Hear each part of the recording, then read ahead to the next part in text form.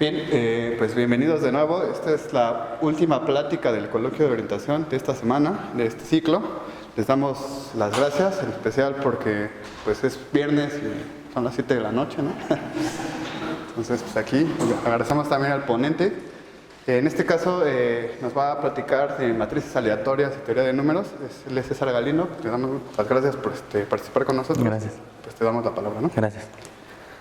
Bueno, antes que nada, gracias por la invitación y quiero felicitar a los organizadores de este coloquio. En verdad creo que es algo que si en mis tiempos hubiera existido, me hubieran ahorrado mucho dinero en psiquiatras y no, entonces los felicito. Gracias. Y bueno, de lo que les quiero platicar hoy es de un objeto matemático que ha ¿cómo se llama?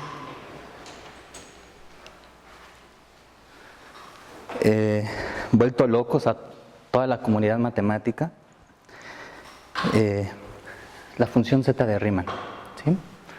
Entonces, la función zeta de Riemann es un objeto de variable compleja, de una variable, y es nada más que la serie de los recíprocos de potencias complejas de los enteros. ¿Sí? Entonces, esa identidad fundamental, esta que está aquí, se llama producto euleriano. Básicamente, la función zeta de Riemann codifica a todos los números primos. ¿Sí? Entonces aquí quiero... la filosofía de esta plática va a ser la misma que la que dijo Adrián, ¿sí? Es un reguerío de matemáticas aquí, como se van a dar cuenta. ¿Sí? Entonces, la primera observación es que la función zeta de Riemann codifica a todos los números primos, ¿no? Es un problema importante entender el comportamiento de los números primos, ¿sí? Así de llano es el problema y es muy complicado. Entonces esta es una serie analítica que converge cuando la parte real de este número complejo, ese es un número complejo, es mayor que 1 y esta función se extiende a todo el plano complejo con un polo simple en S igual a 1. ¿Va? Ahora, si normalizamos a la función zeta de Riemann por un factor gamma, ¿no? Ya hubo una plática de funciones gamma, aquí aparece muy fuertemente en la función zeta de Riemann, pues bueno, satisface esta ecuación funcional. ¿Sí? Hay cierta simetría con respecto al plano complejo de esta función. ¿Va? Muy bien. Entonces, como variable compleja, en variable compleja ustedes van a ver, se van a poner a cálculo, les van a dar una función y ustedes van a calcular como locos los ceros y los polos de esa función. Es lo que se hace en variable compleja. Entonces, ¿cuáles son los ceros de la función zeta de Riemann? Pues bueno, aquí podemos dibujarlos. Hay ceros que se llaman ceros triviales, que corresponden a los polos de la función gamma, y estos están aquí en menos 2, en menos 4, en menos 6, etc.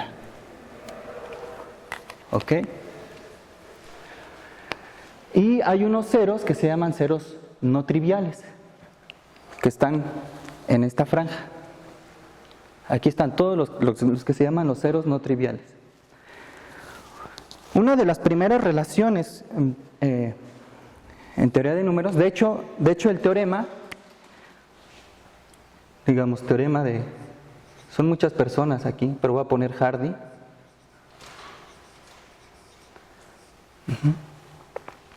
Es que todos los ceros no triviales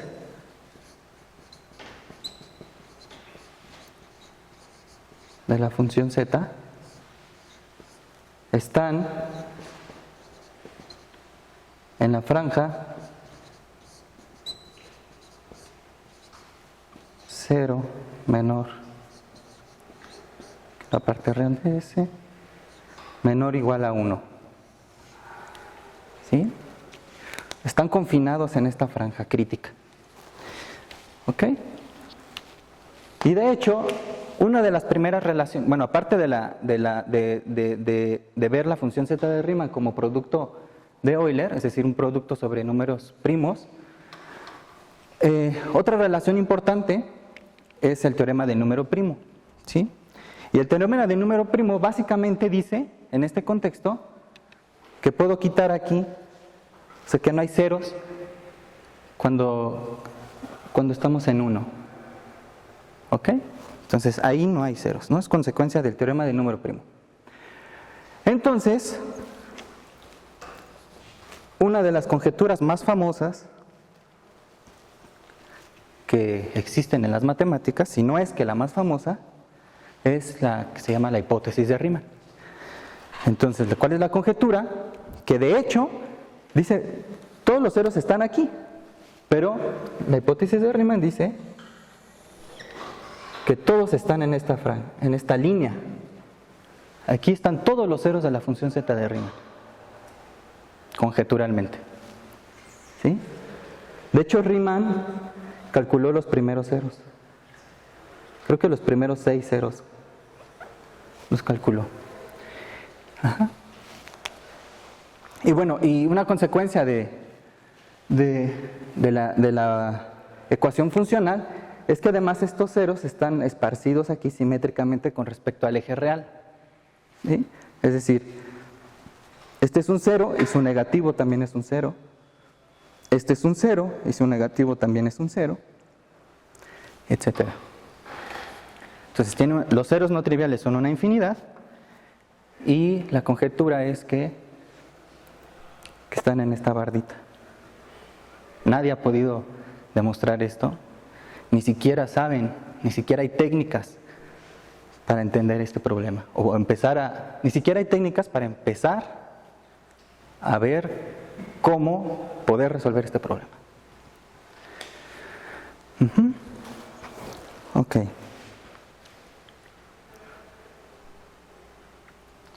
Bueno, entonces,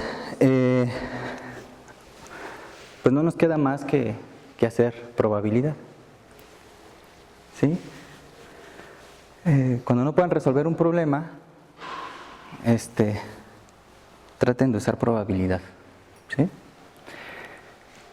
Y bueno, entonces vamos a tratar de entender este problema. ¿Sí? Vamos a tratar de entender este problema por medios estadísticos, es decir, vamos a ver cómo es la distribución de estos ceros en esta franja. ¿Ok? Entonces, para eso, vamos a empezar suponiendo la hipótesis de Riemann. ¿Sí? Entonces, como les dije, los ceros no triviales son estos de aquí.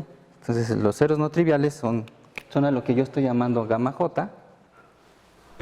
A ver, ¿por qué lo puse con verde? Ajá, estos son los ceros no triviales.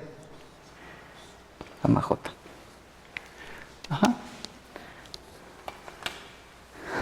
Esto es lo que les dije acá. ¿Sí? Es consecuencia de la ecuación funcional. Y el primer cero es 14.1347, etc. Ese lo calculó Riemann a pata. Y además Riemann dio un comportamiento asintótico de los ceros de la función z de Riemann, pero en un rango acotado. Y dijo que se comportan, como dice Adrián, aquí empiezan los log de log. O sea, tiene un comportamiento bastante simpático, ¿no? O sea, tiene un crecimiento logarítmico. ¿Sí? Ok, entonces para examinar la ley estadística de estos espacios, de los huecos que hay entre los ceros de la función z de Riemann, vamos a normalizar con respecto a este número de aquí. ¿Sí? Entonces, vamos a considerar ahora los ceros de la función z de Riemann normalizados por un factor logarítmico. ¿Esto para qué se hace? Porque en estadística y en probabilidad, para ver tipos de convergencia y distribuciones, siempre se rescalan los invariantes que queremos para que tengan un límite, para que converjan a un límite preciso, ¿no? ¿Ok? Ok, entonces vamos a estar interesados en cómo se distribuyen los huecos entre ceros de la función z de Riemann, ¿no? Queremos ver de alguna forma si están uniformemente distribuidos, por ejemplo, ¿no? Esa es una pregunta. ¿Los ceros de la función z de Riemann están uniformemente distribuidos?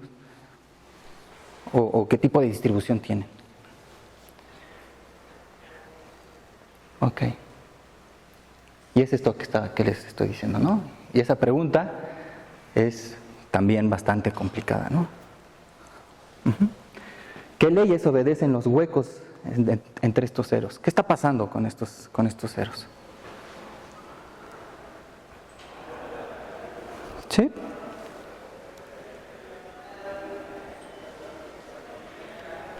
Bueno, pues resulta que por ahí a principios del siglo XX, a este chico de aquí, Polya, le preguntó otro teorista de números y analista que se llama Landau, le preguntó que si esto tiene algún significado espectral. ¿Qué quiere decir esto de significado espectral? Pues esto que está aquí.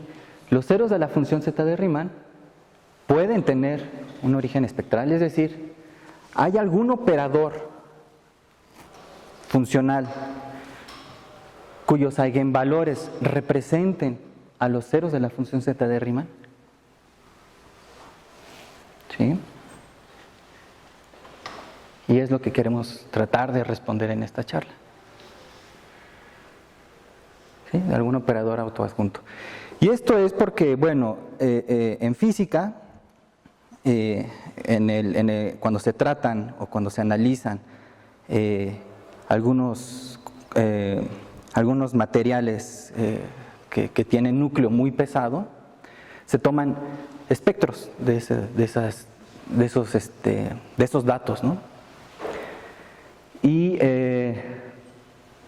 bueno, eso son, matemáticamente, esos objetos se tratan por medio de análisis funcional, ¿sí? O análisis espectral. Lo que pasa es que estamos cuando se hace eso, dan origen a matrices de tamaños infinitos. Y bueno, en matemáticas trabajar con cosas que crecen mucho es muy complicado. Entonces, ¿cuál es la filosofía? Pues vamos a hacer matrices de tamaño finito y veamos cómo se distribuyen. Obviamente, cuando hacemos las matrices de tamaño finito, perdemos muchísima información. Tenemos ruido blanco, ¿no? O sea, hay factores aleatorios que no estamos tomando en cuenta, ¿no? Es así se hacen las muestras poblacionales, ¿no? O sea, en vez de andar contando a toda la gente, por ejemplo, los fumadores en todo el mundo, pues se toman pequeñas muestras y de ahí se puede más o menos analizar el comportamiento asintótico, ¿no? Es lo mismo que vamos a hacer acá. Entonces, son dos cosas. En vez de considerar problemas infinitos, de matrices infinitas, se analizan matrices finitas y hay que meter cierta aleatoriedad. ¿Ok? Entonces vamos a tratar de entender eso. Bueno, antes de eso, hay un teorema, bueno, regresando a teoría de números, voy a estar hablando mucho de cosas de física, de teoría de números y de matrices, muy revuelto todo, ¿no? Entonces, en el año 1972, Montgomery demostró este teorema, ¿sí? Entonces, si sea f una función de clase Schwartz, cuya transformada de Fourier está soportada en este rango, ¿sí? Básicamente es una función que va a pescar estos ceros, ¿no? Es una red, es una función que va a pescar estos ceros, ¿no? Como les dije, este es el factor de normalización de ceros distintos en un rango acotado. Y vamos a ver el problema de su comportamiento en el límite. Esta NT es la que ya había puesto acá, ¿no? Esta NT. ¿Sí? Entonces, en un rango acotado, veamos en el límite cómo se comportan los ceros, así como les estoy diciendo en las matrices, ¿no? ¿Sí? En vez de estarse fijando en punto a punto, pues vamos a tomar ceros en un cierto rango y veamos cómo es su límite y cómo interactúan entre ellos los ceros en el límite. Entonces, bajo estas restricciones, que son muy importantes, que provienen del análisis armónico, Montgomery logró resolver este límite de los ceros reescalados de la función z de Riemann, convergen, ¿sí? Convergen a una integral aquí, pero de hecho es una distribución. Esto es una distribución, es una función de densidad, ¿sí? Esto es una distribución y esto es una función de densidad. Y esta función de densidad tiene esta forma, ¿sí? Es una función que tiene esta forma. Ajá. Entonces Montgomery demostró eso y punto, ¿no? Ok. Entonces, por ejemplo, si pudiéramos, ¿no?, conjeturalmente tomar aquí esta función como la función indicadora de cierto intervalo pequeño, lo que nos está diciendo el teorema de Montgomery es que en el límite el número de huecos que hay entre ceros de la función z de Riemann es muy pequeño. ¿Qué quiere decir eso? Que en realidad los ceros no están uniformemente distribuidos, ¿sí? O sea, no están uniformemente distribuidos. De hecho, tienden a repelerse entre ellos, ¿sí? Si ustedes ponen aquí una delta muy pequeña, este factor de aquí, esto es un factor de acotación, no importa, pero este factor de aquí va a ser muy pequeño, ¿no? Entonces, el número de espacios pequeños que existen es muy pequeño. O sea, solamente en estos rangos restringidos hay muy pocos ceros que están cercas, que están muy cercanos, ¿no? Casi siempre tienden a la repulsión, ¿sí? Conjeturalmente hablando, obviamente, suponiendo que estas hipótesis de acá, que son muy fuertes, se valen. Esto nos estaría diciendo cómo se comportan los ceros, ¿no? Ok, entonces, este teorema tan importante utiliza estos ingredientes. Una fórmula explícita. Básicamente una fórmula explícita es la fórmula explícita de Riemann, se llama.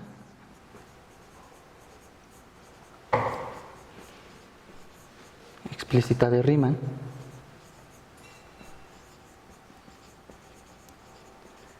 Sí. Que en su generalidad son de un tipo que se llaman fórmulas de traza.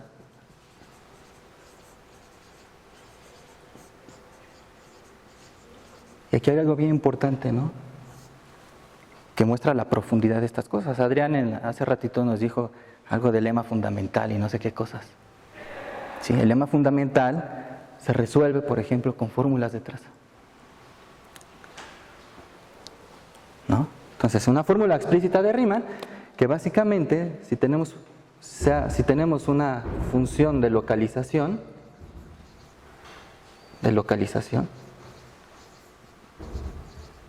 ¿sí?, que es una función que decrece rápidamente. Entonces, si quisiéramos escribir la suma de estas funciones de localización de ceros de la función z, ¿sí?, de ceros de la función z, esto está relacionado, o sea, sumar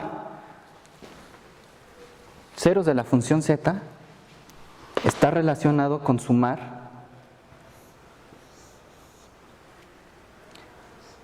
primos.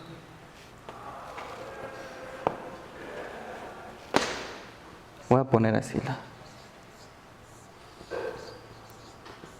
¿sí? Por la transformada de Fourier, logaritmo entre dos pi, ¿no? Si suponemos que esta es una función de localización par. Hay unos factores aquí que faltan, que no voy a decir ahorita, pero más o menos sumar sobre ceros, ¿no?, te da la misma información que sumar sobre primos, ¿no? Esta lambda n es algo que se llama la función de von Mangold, que es logaritmo de p. Si n lo puedes escribir como una potencia de k, digo una potencia prima para algún primo, y 0 en otro caso. ¿Sí? Esta es la fórmula explícita de Riemann. Entonces hay un lado que es espectral, ¿no?, que es analítico completamente, y aquí hay una suma sobre primos. ¿Sí? Aquí hay información espectral, ¿no? Esta es información espectral.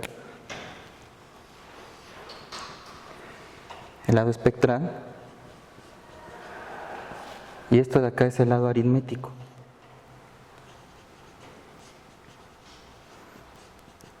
¿Sí? Aquí hay una relación muy importante entre dos áreas de las matemáticas: la teoría de números y el análisis armónico. ¿Ok? Entonces se utiliza esta fórmula explícita, y como dijo Adrián también hace rato, lo que se trata es de ver el comportamiento de estas cosas en el límite. Entonces, los problemas de acotación son problemas de análisis de Fourier, y estas cosas de aquí son herramientas de análisis muy poderosas de análisis armónico y de análisis de Fourier. La fórmula de inversión de Fourier, la fórmula de Plancherel, la fórmula de segundo momento de Montgomery y Vauban. ¿Sí? Esto entra en el área de la teoría de números analítica y la teoría de números multiplicativa. Entonces es un análisis muy profundo, ¿no?, de cómo se llega a esta ecuación. ¿Sí? Que la distribución de los ceros de la función z de Riemann tienen este comportamiento. ¿Sí? Sí, no olvidemos esta cosita en azul. Ok, entonces, ya sabiendo eso, regresamos a nuestro problema que les estaba comentando de matrices, ¿no? Entonces en física, en los años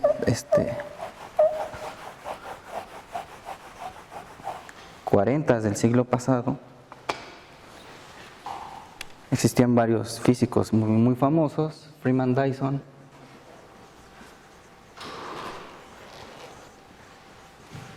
Godin y Meta, ¿no? Ellos trabajaban con esto que les estaba comentando, ¿no? Veían espectros de ciertos materiales con núcleos pesados y trataban con la distribución de los eigenvalores de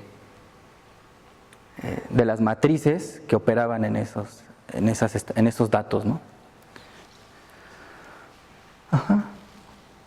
Entonces, esto matemáticamente, bueno, en la física se hacían datos experimentales por estas gentes, y matemáticamente pues tenemos que entrarle a la teoría de la medida.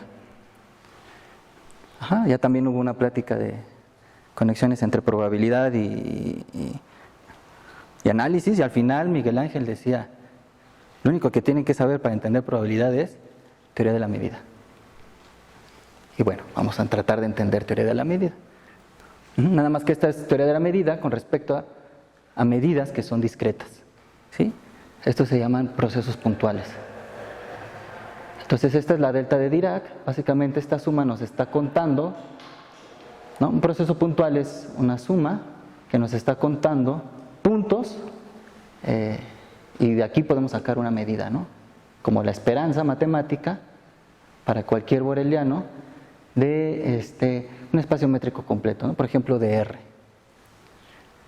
¿Sí? Obtenemos una medida por medio de este procedimiento, y si se cumple esta condición, ¿no? O sea, si esta medida es absolutamente continua con respecto a la medida de Lebesgue, es decir, se admite una función de densidad,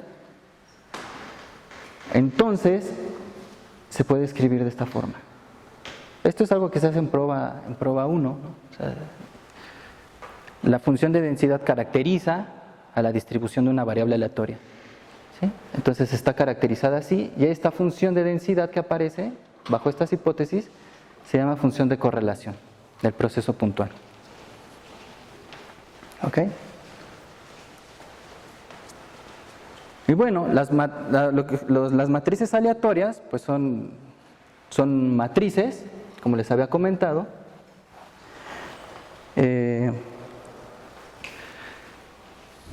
cuyas entradas son matrices complejas, cuyas entradas se escogen de manera aleatoria y con una distribución que es gaussiana.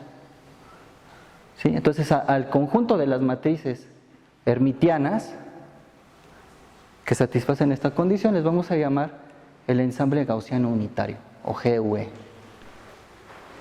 ¿Sí? Entonces son estas cosas de aquí, ¿no?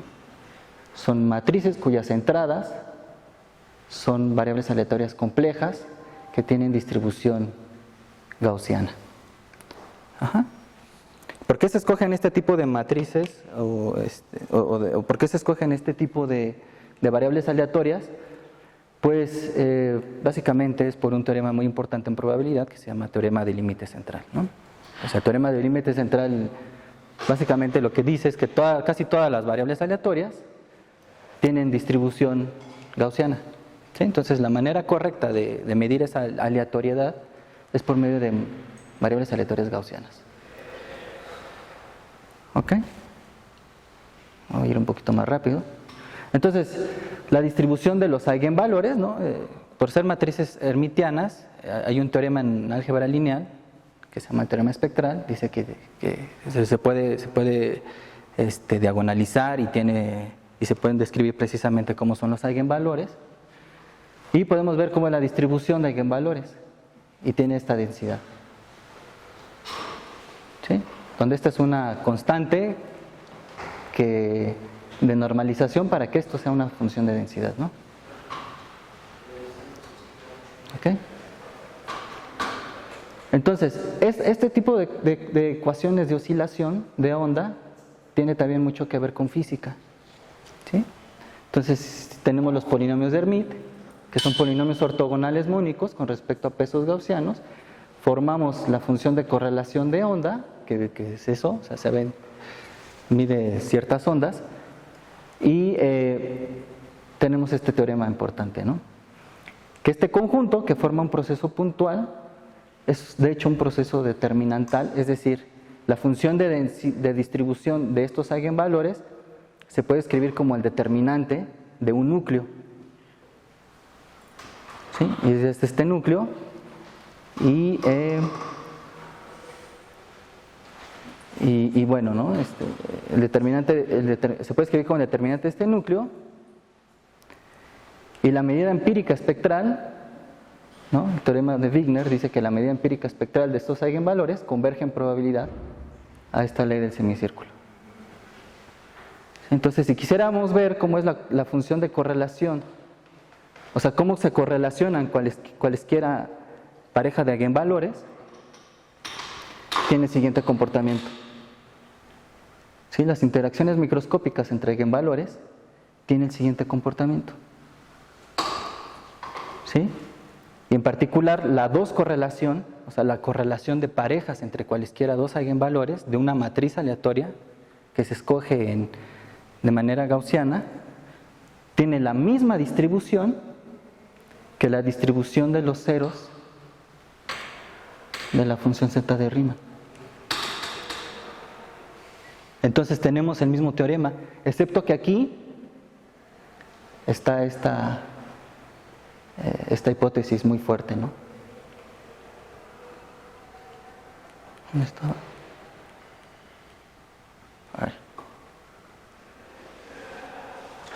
Sí, entonces la correlación de parejas entre eigenvalores corresponde a la correlación de parejas entre ceros de la función zeta de Riemann, ¿no? Y bueno, esta conexión se ha evidenciado numéricamente por Odlyzko, ¿no?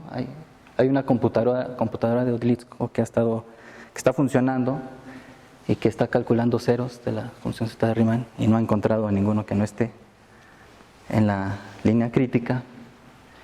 Y estos teoremas de universalidad se han generalizado, ¿sí? Este teorema de Montgomery se ha generalizado, sujeto a las mismas restricciones, para funciones más generales que la función z, para funciones L y para correlaciones de cualquier orden, ¿no? Para K correlaciones.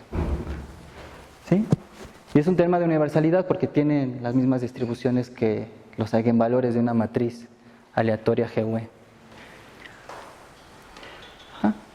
Entonces, si uno quisiera conocer la simetría subyacente de este tipo de funciones L, o de estas funciones más generales, la filosofía de Katz y Sarnak proponen estudiar ceros bajos, ¿no? O sea, fijarse en una familia de funciones L, o por ejemplo, podemos fijarnos en una familia de funciones zeta de Riemann y ver cómo se distribuyen los ceros, pero cerca de la franja un medio.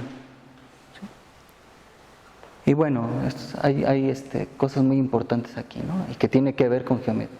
Bueno, la filosofía de Katz-Sarnak, en el caso de campos de funciones, se ha demostrado que es verdadera, ¿no? Entonces, esta es otra evidencia de por qué este tipo de conexiones pueden ser importantes para entender a los ceros de la función zeta de Riemann, y tiene que ver con geometría algebraica y teoría de números, Grothendieck, Deligne y Serre, ¿no? Teoremas de equidistribución de eigenvalores de otras funciones, ¿no? Y bueno,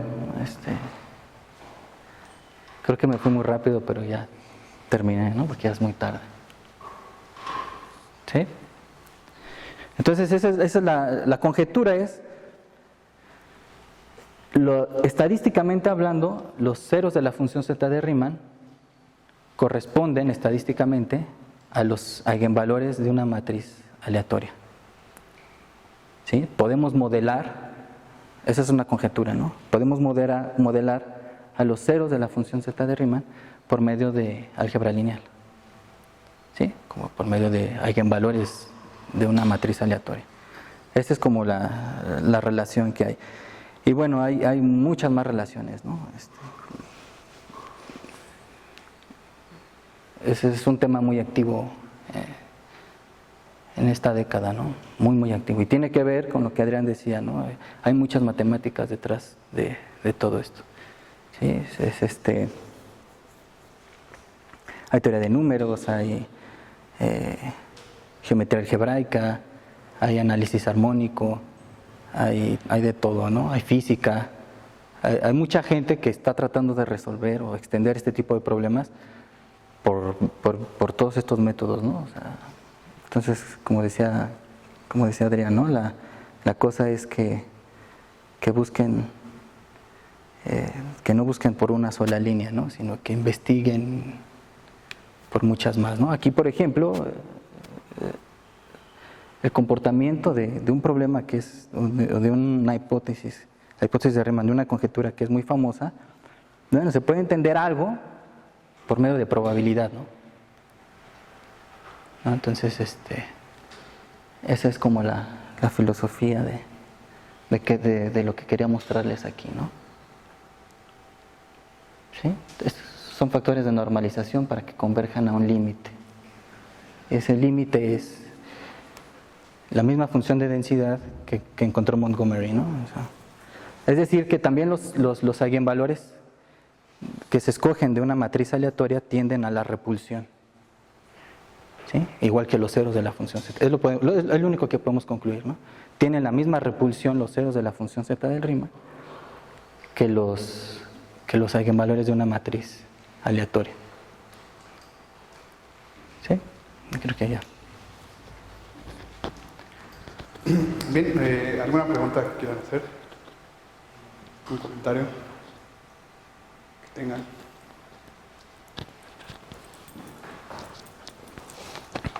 Bueno, antes que nada, gracias a César por la plática. Quería preguntar si la complicación para obtener información acerca de los ceros de la función z, si tal vez tenga que ver con el hecho de que, por ejemplo, si ves la función en el plano complejo, te la llevas a la esfera. Hay funciones suficientemente complicadas como la z, en el sentido topológico de que, recurriendo al concepto del grado de un mapeo, como que tienes la esfera y la vas a mandar en la esfera, pero como que la vas a tapar una infinidad de veces. Y entonces con la idea esta de cuando tienes funciones que no hacen esas barbaridades, tú puedes todavía recurrir ahí a algunos teoremas de que cuál es la imagen inversa de algún punto y, Sí, exactamente. y quedan cosas ahí no tan locas, pero como que cuando hay mapeos de este estilo donde ya el grado entre comillas se hace infinito, ya empiezan a aparecer cosas ahí salvajes. Y entonces la pregunta es si eso sucede siempre que tienes ese tipo de mapeos ya como de grado infinito entre comillas, o es algo más particular de la función z. Esa sería como mi pregunta. No, bueno, la complicación que existe, en primer lugar, es por el tipo de funciones de localización que se escoge, ¿no? O sea, son hipótesis muy importantes porque se hace aproximación por medio de análisis armónico y análisis de Fourier, ¿no? Y entonces, en esa aproximación, siempre hay discontinuidades en esos puntos, ¿no? O sea, en esos rangos.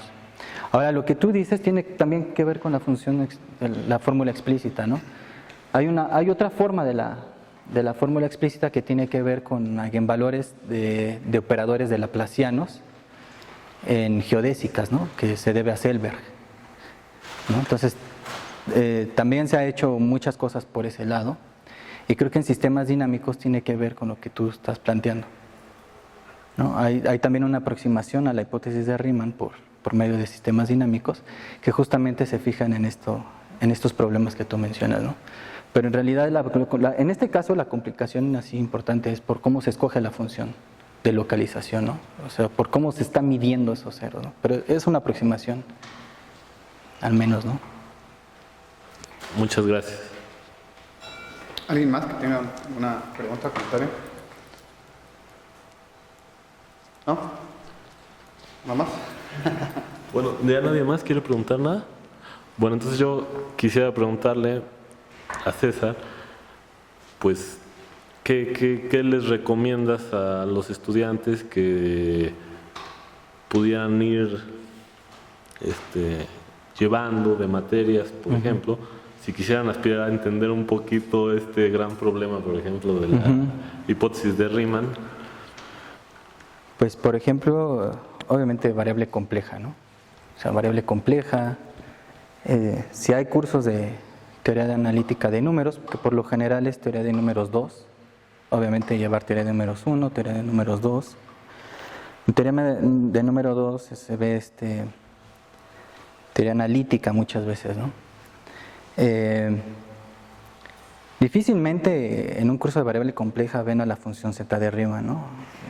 Tal vez hay algún curso de variable compleja 2 donde se estudia a profundidad los ceros de la función z de Riemann.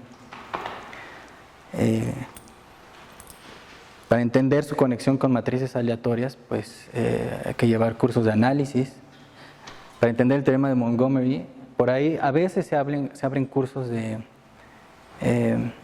como seminarios de análisis armónico o análisis de Fourier y probabilidad, procesos estocásticos. A veces se abren de cálculo estocástico. También hay formas de entender cosas así con cálculo estocástico. Pues, geometría, ¿no? Geometría diferencial, geometría riemanniana, para estas cosas que tienen que ver con con Laplacianos y Selberg. Y bueno, si se quiere ver sus comparaciones de esta cosa con la hipótesis de Riemann en campos de funciones, que por cierto ahí está resuelta, es mucha geometría algebraica. Básicamente es eso. Gracias de nuevo. Bien, ¿alguien más quiere comentar algo? ¿No? Pues agradecemos de nuevo a César. Fuerte aplauso.